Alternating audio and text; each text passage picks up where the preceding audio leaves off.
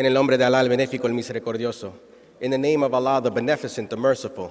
I bear witness that there is no God but Allah, and I bear witness that Muhammad is his messenger. I want to greet our brothers and our sisters here in Chicago or wherever you may be watching us across the country or across the planet this morning in the greeting words of peace in our original language, the language of Arabic. Assalamu alaikum. I wanted to just this morning take a few moments because I'm so excited that back on this rostrum today we get to hear from student minister Ishmael Muhammad. I'm anxious and happy to hear him speak on the subject of victory over death.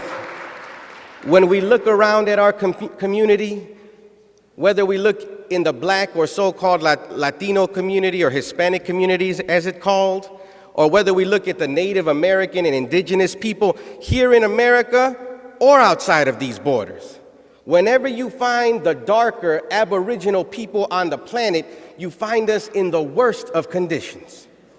You can go into the Caribbean, you can go into Central America, Latin America, Mexico, Alaska even. You can go into the islands of the Far East or the Pacific. You can go into the motherland of Africa, and even though there's people who look like us, their condition is poor.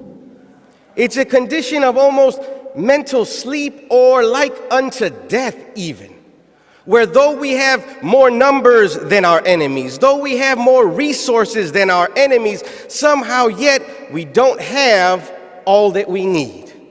There's people literally without a place to lay their head tonight, not just in Chicago, but in the richest country in America, there's millions of homeless people. People today that will go to bed without having had food to nourish the divine life that God has given to them, yet it's a world of surplus and abundance where vegetation and food is dumped into the ocean to raise profits for the filthy rich. We're living in that kind of world where we don't have to just look around and wonder, oh my goodness, I hope things are better for my neighbor across town. We turn on the TV, we turn on the internet, and we can see that things aren't any better outside of our home than they are in our home. If we look through the scriptures, this is not the first time times like this have existed. Our scriptures tell us of people under a wicked Pharaoh 4,000 years ago. Is that right? Our scriptures tell us of people in dark ignorance 1,400 years ago in the what we call today Middle East or Arabia. Is that right? And God thought enough of these people to not leave them in that condition. He always raised up somebody to teach the people that which they needed to get them out of that condition. Well, the question we want to ask this Sunday morning, where the resurrection of life is being celebrated, is if God sees a people and a world in a condition like unto death, does he love us like he loved the people of 4,000 years ago over there in what they call Egypt? Does he love us like he loved the people in Arabia 1,400 years ago? Do black lives matter to God? Do brown lives matter to God? And we're here to let the world know that absolutely the life of the black man and woman, the so-called Hispanic and indigenous people, is of value. All praise is due to Allah.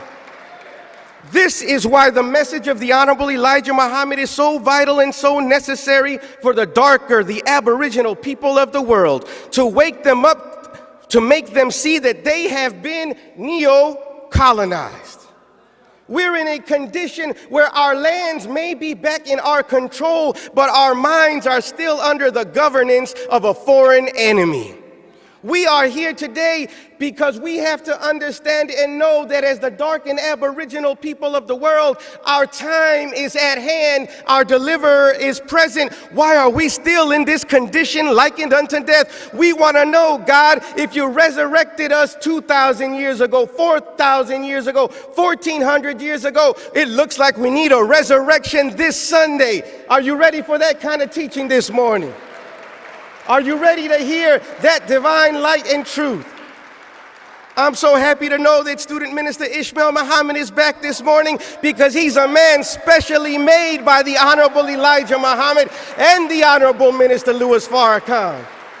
I want to just say this to you before I leave you. Today we're talking and the media has us thinking that Mexicans and black people should be divided and like we've always been divided. But our history that's been hidden from us tells us that we were once a unified people.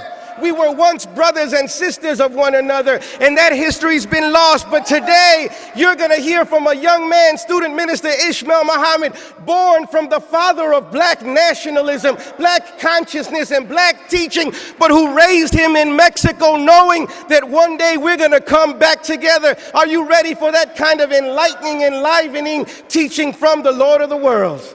Well, I am too. Not to wait any further, please welcome back to the rostrum to take us further into the program, student minister Jeffrey Muhammad. Assalamu alaikum.